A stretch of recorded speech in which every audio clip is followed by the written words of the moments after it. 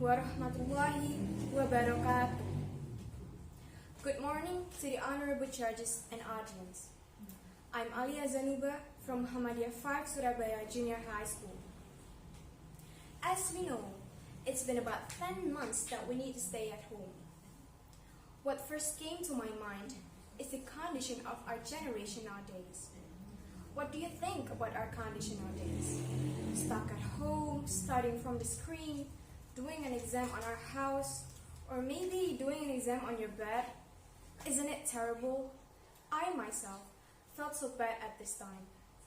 First, I couldn't meet my friend. Although I miss them very much, all I could do is send a message and interact with them through video calls. Second thing, I'm not really satisfied with online learning, because it hurts my eyes by watching the teacher explaining through laptop screen for a long time.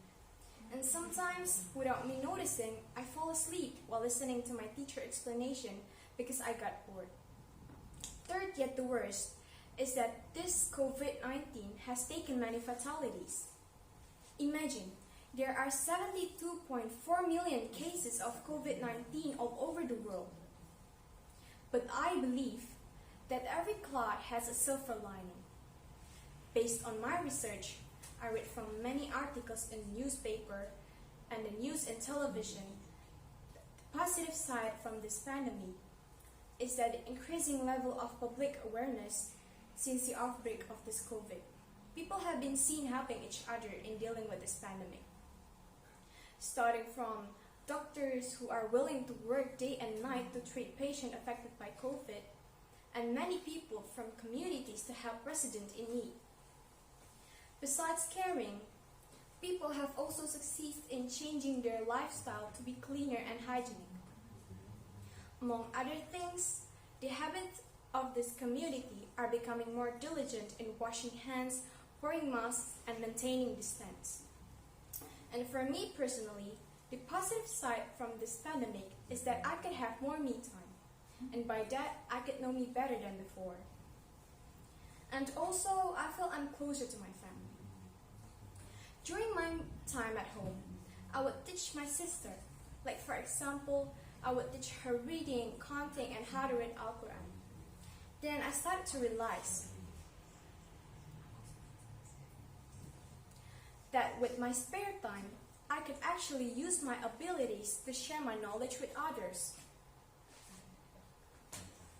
This pandemic brought me to my sense that I have the ability to teach others, not only my younger sister, but also my grandparents.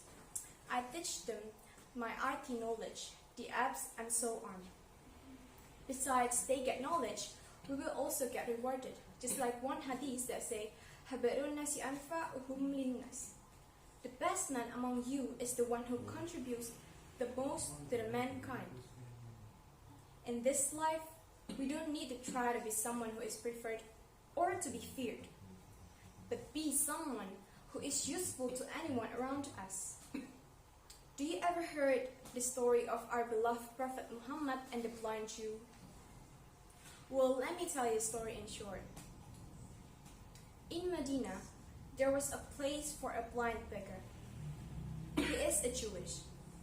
He always said to everyone not to approach Muhammad because he said that he is a madman, a liar, and a sorcerer.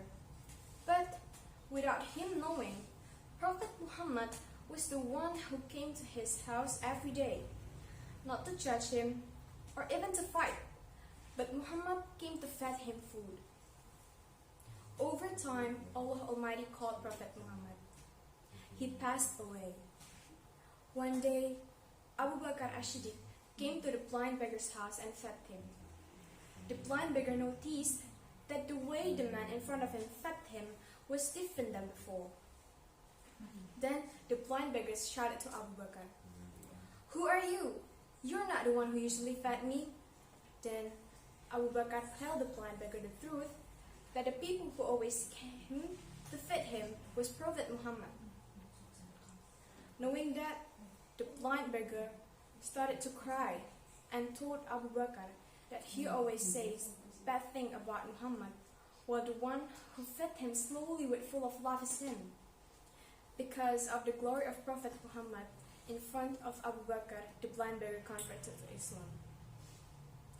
From this story, we could learn that we must remain patient and help others even though we don't get the appropriate reward from that person. Just like our lovely Prophet Muhammad, what do he do when the beggar blamed him? Did he blame him back? No.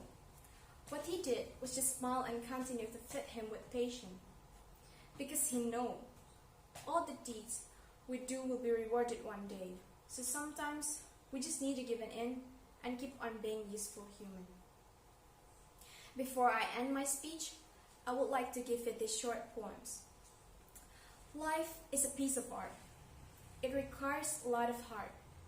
Choose your paint and your brush. Take your time, avoid the rush. I will take my time more serious to help others surrounding. Nun wal qalami wa ma yasturun. Wassalamualaikum warahmatullahi wabarakatuh.